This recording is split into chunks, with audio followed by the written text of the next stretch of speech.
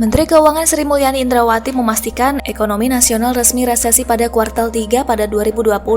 Hal itu menyusul revisi proyeksi yang dilakukan Kementerian Keuangan.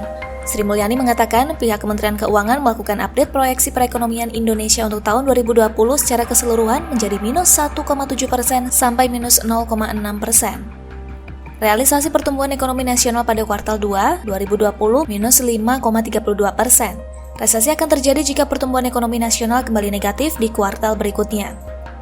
Resesi adalah kondisi di mana pertumbuhan ekonomi minus 2 kuartal secara berturut-turut. Meski secara tahunan ekonomi nasional berada di zona negatif, mantan Direktur Pelaksana Bank Dunia ini mengaku angka proyeksi Kementerian Keuangan tidak sedalam proyeksi beberapa lembaga internasional.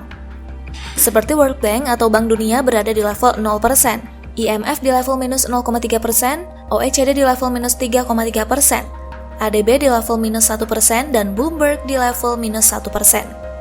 Kemenko Perekonomian di bawah kepemimpinan Airlangga Hartarto juga meramal pertumbuhan ekonomi pada kuartal 3 2020 bisa menyentuh minus 2%.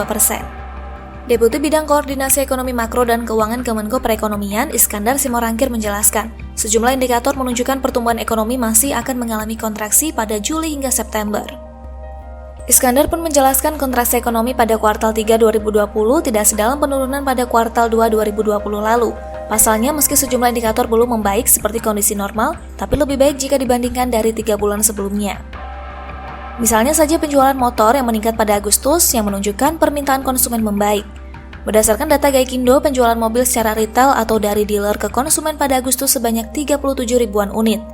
Jumlah itu naik dibandingkan Juli sebesar 35.799 unit. Sementara itu, penjualan wholesale atau distribusi dari agen pemegang merek ke dealer pada Agustus juga membaik, yakni dari 25.283 unit di Juli menjadi 37 ribuan unit pada Agustus.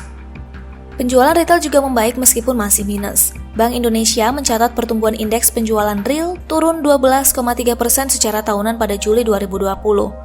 Kontraksi itu membaik dari Juni 2020 lalu, yakni sebesar 17,1%. Selanjutnya, Bank Sentral memprediksi penjualan eceran terus membaik pada Agustus 2020 sebesar minus 10,1%.